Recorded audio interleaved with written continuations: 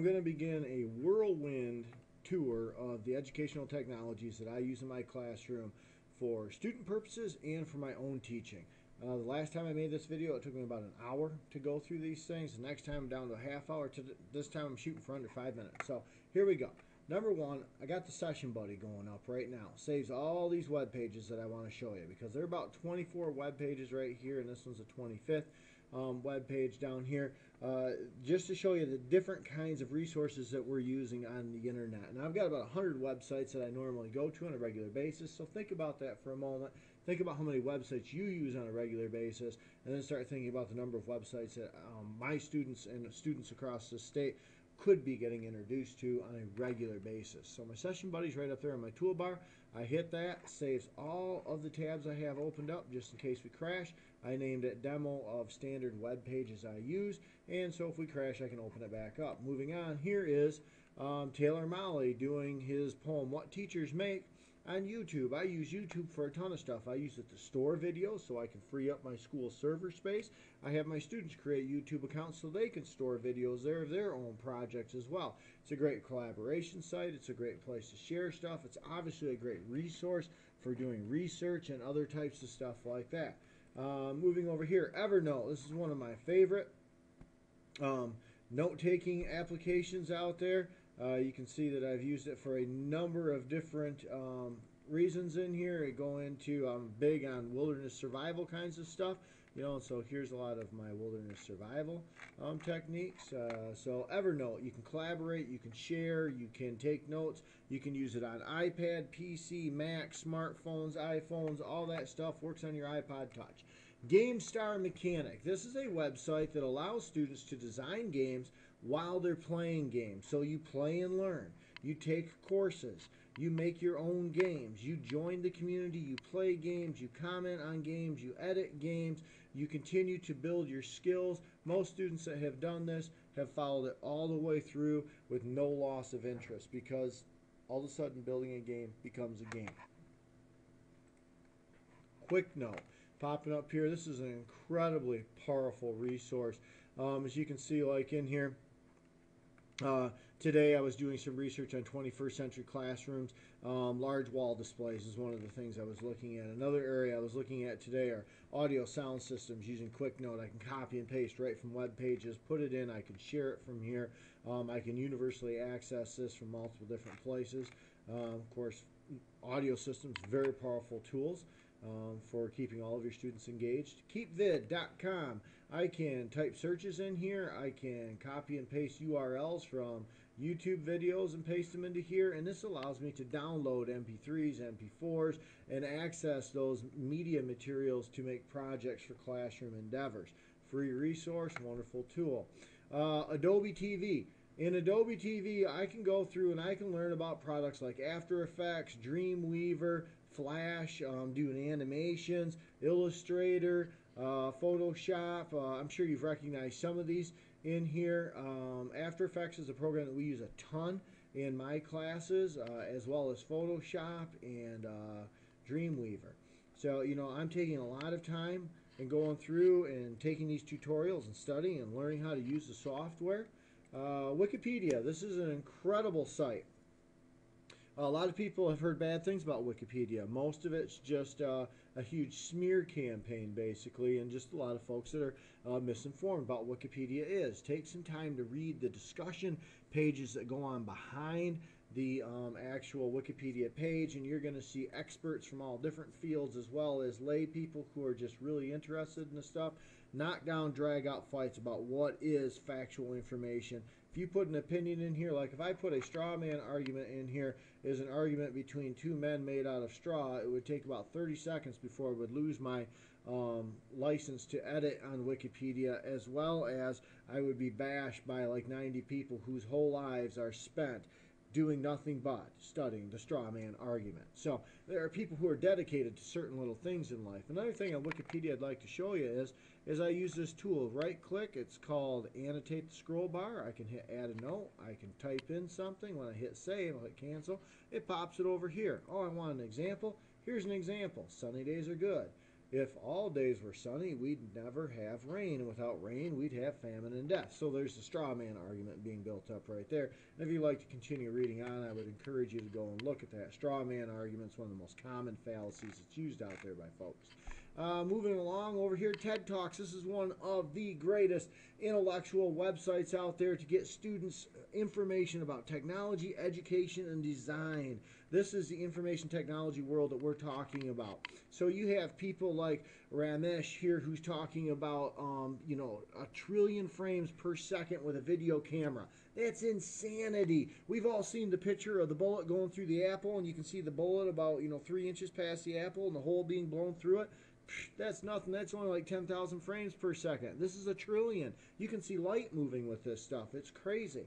This guy here, Bose, he goes through and he levitates a superconductor. We're not talking about magnets or anything like that. Levitation. Sarah Kay, she knocks down the house in spoken word poetry and the beauty of life. And all of these people are going through and talking about groundbreaking technologies, concepts, philosophies, and because of TED and because of technology, my students can interact with these kinds of ideas and we can have discussions every single day. It's a requirement in my class that you watch at least one TED video per week, every week. And on Fridays, we do this thing known as show and tell about technology, usually based around TED videos. RSA is a similar thing. RSA uses animation, sketch, stop motion animations, condenses down really high-level intellectual first-rate talks into manageable bits so that students can grab onto these ideas and put them into such a fashion that they can understand them, discuss them, and build upon them. For example, this RSA here, Changing Education Paradigms by Sir Ken Robinson, one of the leading thinkers on education today. I'll just play a little chunk for you. Our children are living in the most intensely stimulating period in the history of the earth. They're being besieged with information and calls for their attention from every platform, computers, from iPhones, from advertising holdings, from hundreds of television channels. And we're penalizing them now for getting distracted. From what? Boring stuff. At school, for the most part. It seems... So, here you go. You can take a look at this. Yeah, wow, kids are inundated today by all of this stuff. So how are we going to deal with this? Because just saying focus on the whiteboard up here isn't going to do it. It's not going to solve the problems. We need to incorporate this stuff, not try to sideline it, because we're going to lose that battle. Galaxy, here is a powerful tool that I just added onto my Chrome web browser. It's an extension in Chrome. In Firefox, it's called add-on, I believe. Internet Explorer, it's called a plugin. This is my online world right here. Here's my Gmail. Here's my featured live binders. Great site for going and storing lots of information, sharing stuff. Of course, TED Talks, New York Times. Here are my Android app making sites, UJam, GoAnimate. So you can just see I can click on any one of these and it takes me right to that site. Here's my Subway site so that when I'm running a little behind and forgot my lunch, I can click on that, hit a couple buttons, and my sandwich will be ready at 12 o'clock. The good.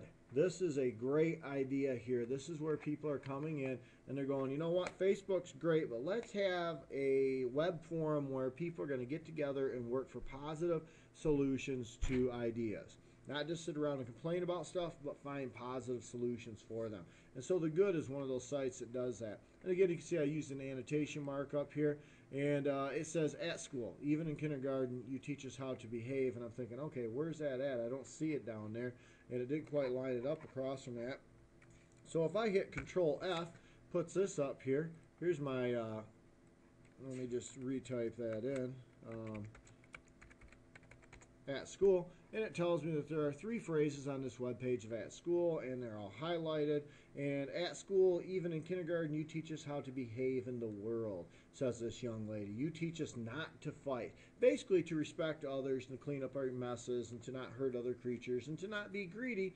And then she asked, why do you go out and do the things you tell us not to do? And this is one of the things where our students and a lot of people are getting disillusioned with politics in this world today. And we just saw this in this last election, too. People just disrespecting one another. I'm right, you're wrong. No give, no compromise, no discussion. And it really is getting old, and our students are indeed registering this. They're very tired of it. And so they're resignating, and young people are creating sites like this. They're saying, you know what, we're going to go around the system.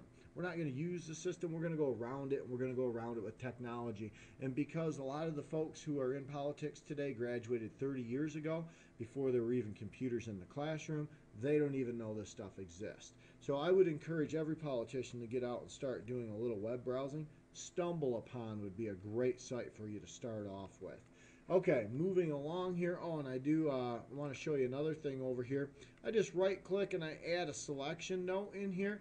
Up pops my quick note again, right in the web page. And I can take this and I can highlight this section right here, and I can hit Control C, and I can come over here. I just highlight that and get rid of it, and I hit Control V, and it pastes that right in there. That's kind of a nice way to do research real quick. And if I'm done with that for the moment, I can just slide it over there and kind of hide it. And if I want it back, there it is.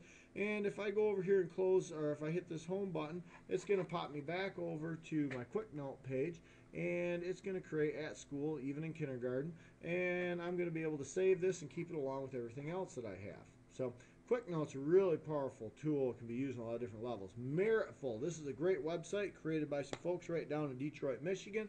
Great city, wonderful people down there. They were trying to create something where students could safely get online, even at very young ages, and start showing off their school projects, their activities, their athletics, anything that they're involved in, and then they can start building this professional network where they can start having mentors who are coaches, teachers, pastors, parents, whatever it might be, who can comment on their work online.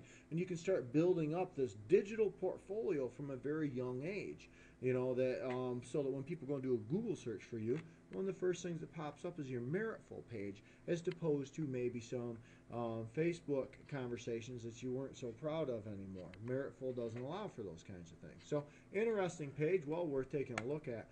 Prezi.com.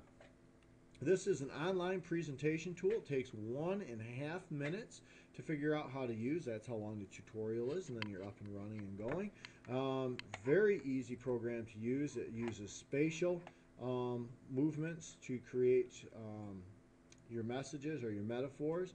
And so this one's about technology, and so here are some of the skills that my students learn as they go through uploading, downloading media. We've got file conversion.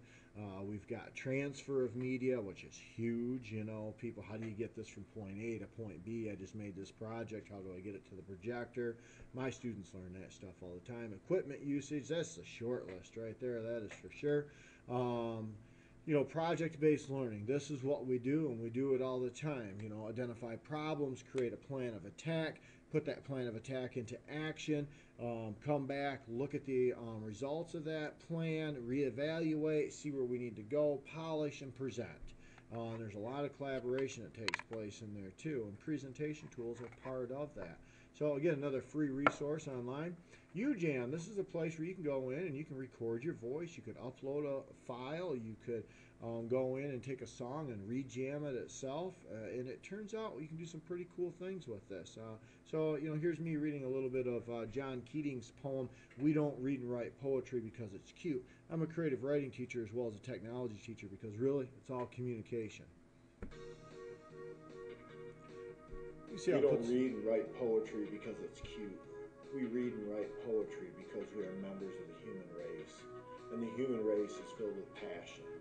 And medicine, law, business, engineering, these are noble pursuits. So you can kind of see how it goes through, and it takes your voice and it finds the rhythm and beat automatically for you.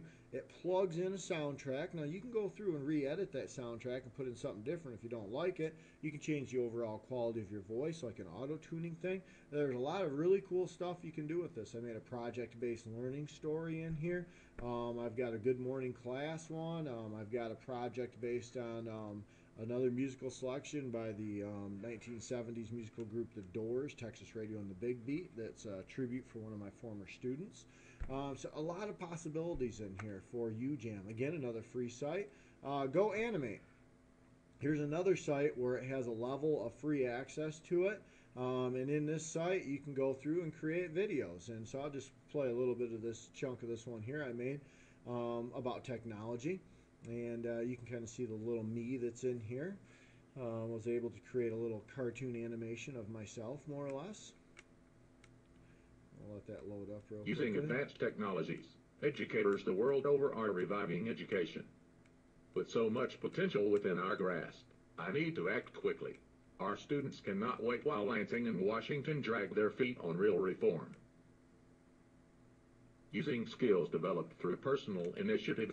You can kind of see, it's got a little bit of a wonky sounding voice here, a little bit digital edge to it.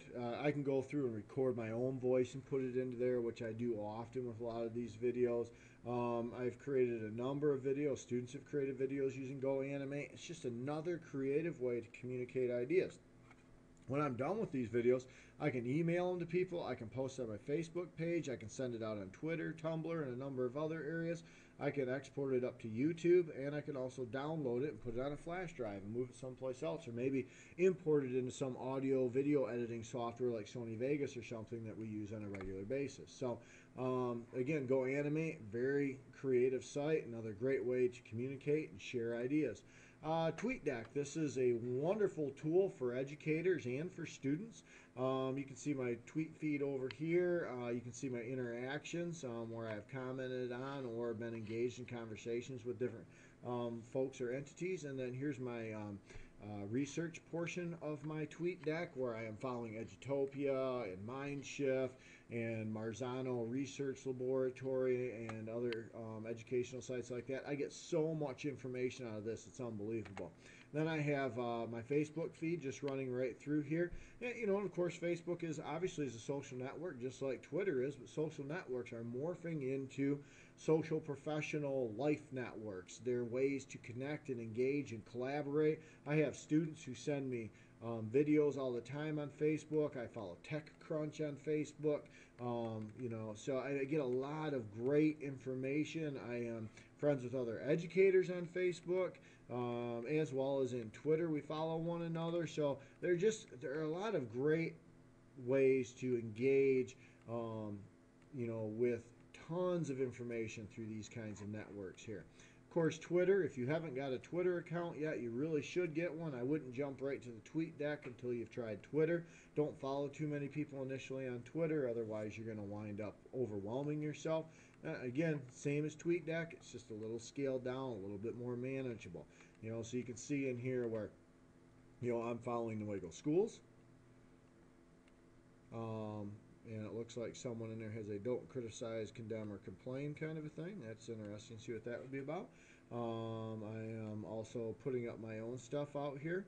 I'm following Sir Ken Robinson, Marzano Research Lab again.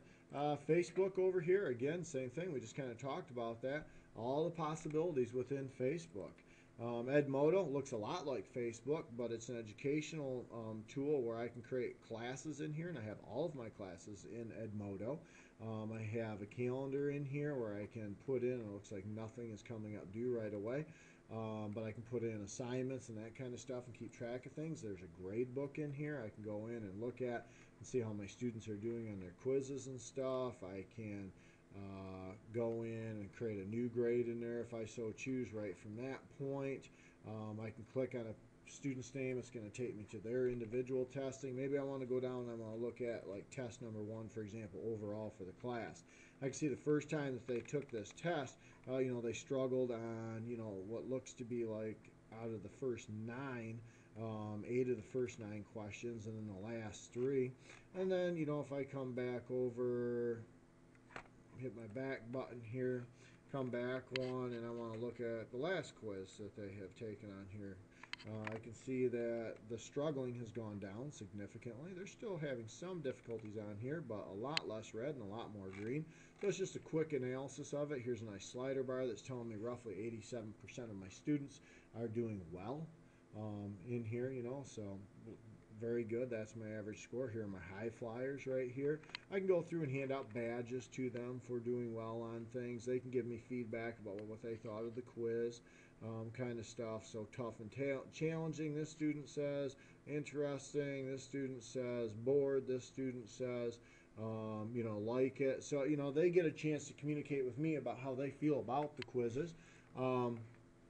Over here we have Gmail. I'd love to go through and explain how powerful Gmail is as an educational tool, but trying to keep this thing under wraps. So I'm just going to leave it with, it's a great way to organize your communications from your important and unread to your starred documents to your just unread documents down to everything else that's sitting in there. Right here is a quick connection to my Google Docs, to my Google Calendar.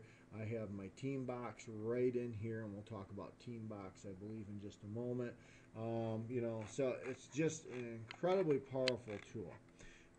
Moving on over to further go through the Google Suite. You can see I have my folders in here. This is like your file directory, only instead of using the school's network drive or my computer's network drive, I'm using Google's.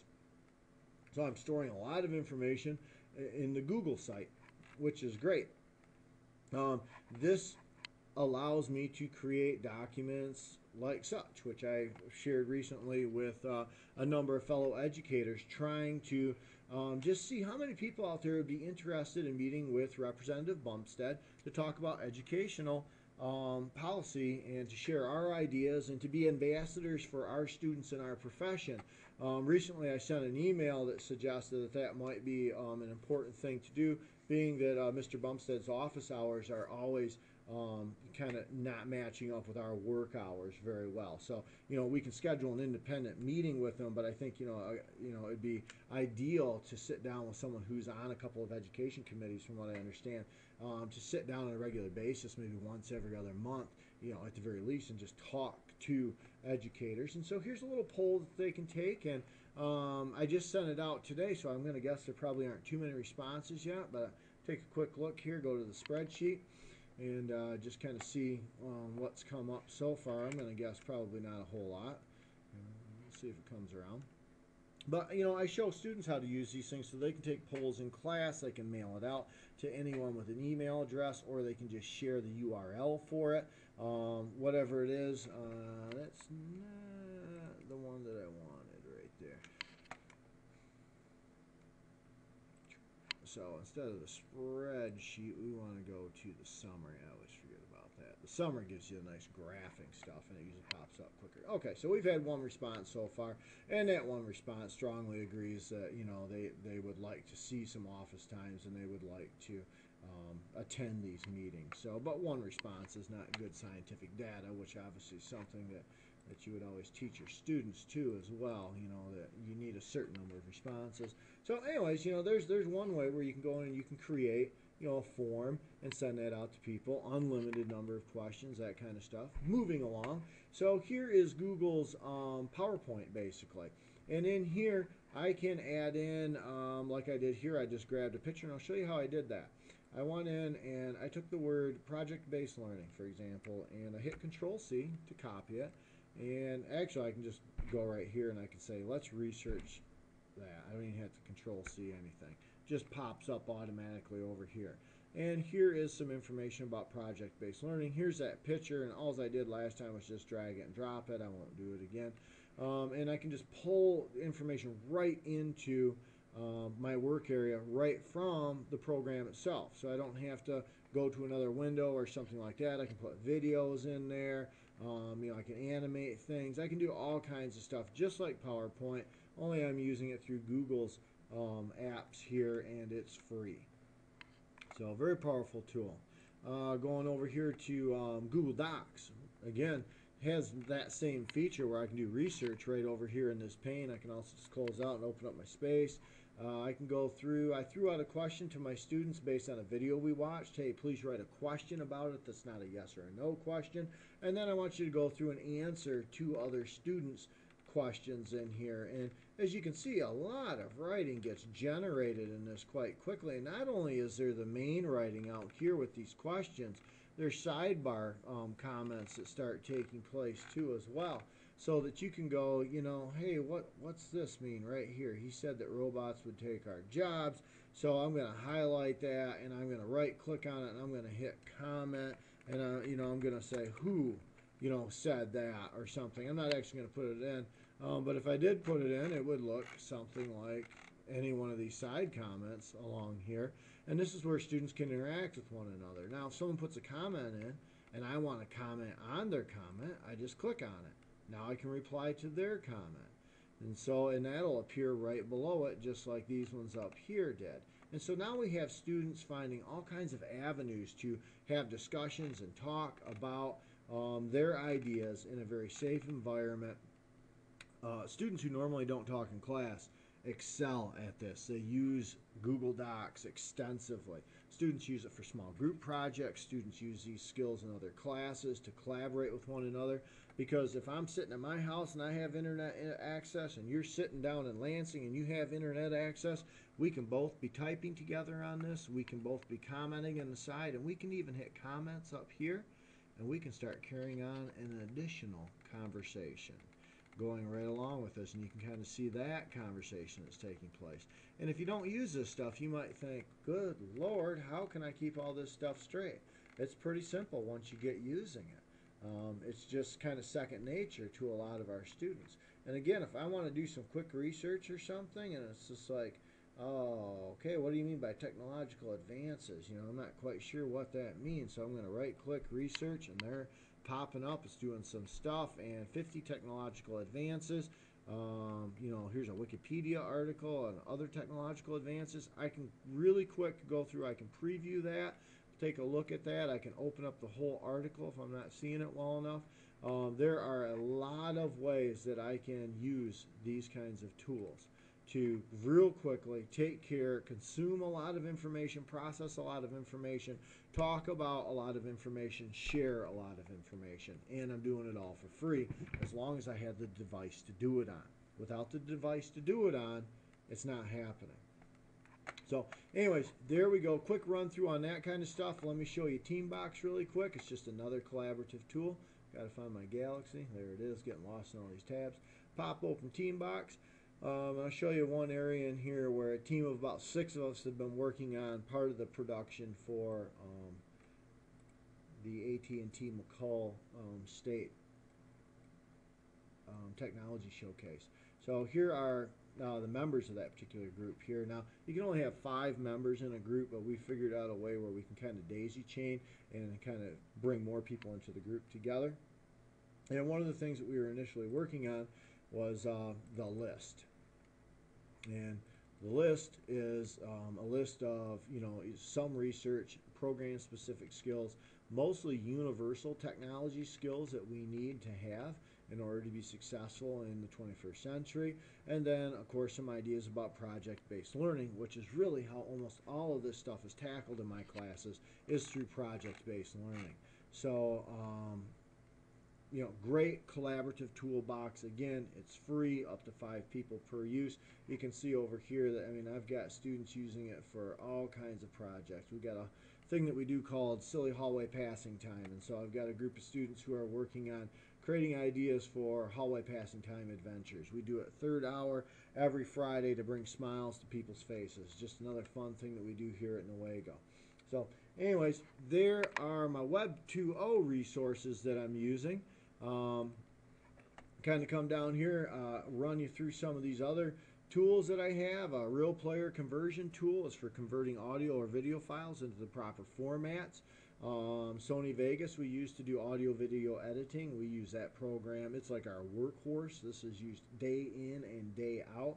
Camtasia Studio, which is what I'm using right now to record my screen.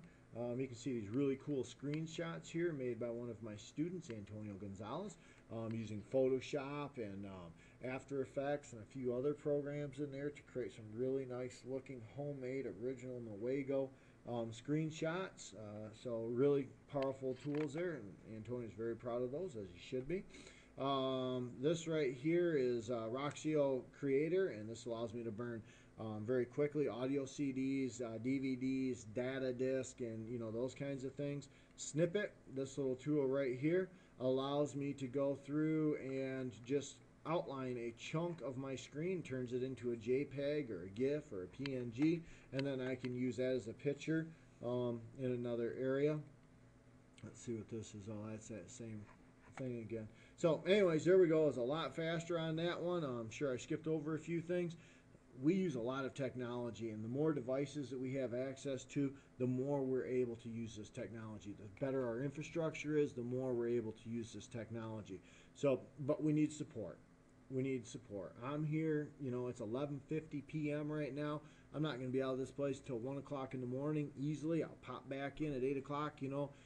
As far as my students are concerned, I'm usually here at 7:30 with a big smile on my face, got the music going, and we're ready to go in the morning. You know, it's a rock and roll kind of environment all the time, high energy, always moving fast, you know, trying to discover and rediscover and reinvent and innovate and do all this kind of stuff under, you know, pressures of teacher evaluations and high stakes testing and always doing better, and yet somehow still innovating and finding time to get new resources in. So yeah, it's a great career, no doubt, very stressful, and I'm asking, could we get a little bit of support from legislators in Lansing? And it would be just brilliant if we could get some legislators in Lansing to come and visit our classrooms for an entire day. Spend some time. Heck, come in for a day, a night, and the next day. Just like that, so you can get a sense of what we're really doing. That would be awesome. Appreciate your time. Thanks for taking a moment to listen.